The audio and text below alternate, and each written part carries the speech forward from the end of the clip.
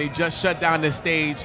Remy Ma and Papoose, what's going on? What's good, my brother? Hello, how what's you good, doing? man? Great to be here. So I didn't get a chance to see it, and I was talking to you guys off the mic, but can you just describe the tribute to K Slay that y'all just did? Like, just describe it in detail for us. Yes, man. So basically, rest in peace to K Slay, first and foremost, gatekeeper, the drama king, and special thanks to Hot 97, you know what I mean, for even making this happen.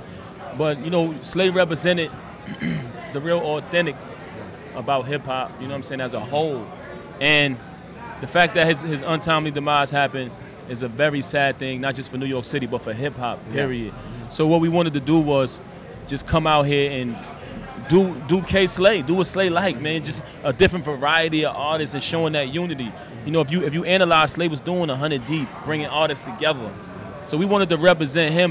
We wanted the audience to feel like they was listening to the Drama Hour. Yeah. So what better can we do to bring out, you know, the Locks, my wife, the queen of this shit, Dipset, Busta Rhymes, Spliff Star, Fat Joe.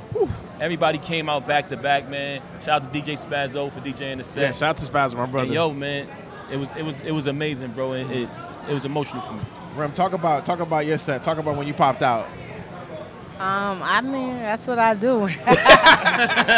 She said she shut shit down. Shut up. Pop out. I'm outside, respectfully.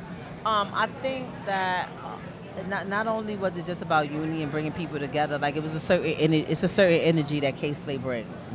You know, like I think a lot of people feel like when they hear drama, they think of, you know, oh, he was on some beef, you know, whatever. He just want. Nah, it was more about like just that hard energy, shake the building, classic. So the artists that I think were brought out to the stage were artists that represent that very, very well. They're artists that I feel like each of us that was on that stage, K Slay, in one way or a million, you know, changed the trajectory of our career.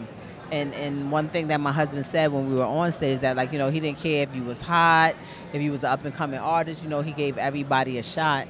And I think it says a lot about the person that he was. Even just saying "was" sounds so crazy to me. Like, it's crazy that we're at Summer Jam. It's crazy that this is the first time that we had a K Slay set. Yeah. As many years as he was with Hot. Like, you know, I would have loved to see what he would have did here in the physical if he would have had a K Slay and friends. I'm pretty sure it looked a lot like what just happened. Exactly. If not crazier. You know, if not crazy. I'm definitely proud of what we were able to do, that we was able to, like, you know, just honor him. And you know, shout out to Hot for realizing that something like this was needed. Oh, like, for sure. Definitely. For sure. You know, also shout out to Mano too. Mano touchdown too. Oh yeah, definitely Mano. Yeah. But I wanted to follow up with you. You talking about K Slay giving people shots and whatnot. You're doing something amazing as well too. Chrome 23. I mean, you know, it's 187. Can we talk about that? Absolutely. That was a vibe, especially I saw a lot of the battles. Like, woo. It's so crazy that you mentioned that. I have all of them with me.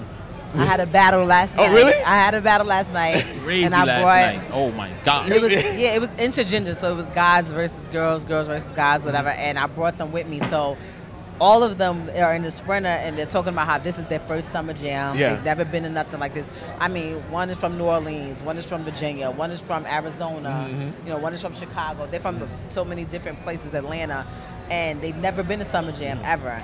And we're walking backstage and we see Fat Joe and Busta and Locks and City Girls and Fabio. They're just like, oh my God. Like, because they're artists and battle rap is a totally different world from the industry. So it's just like, oh my God. Like, look at Styles P. Oh my God. Look at, and just to see their excitement. Like, I remember when I was an artist that just rapped and I would be battling and doing all the crazy, but I wasn't, you know, here.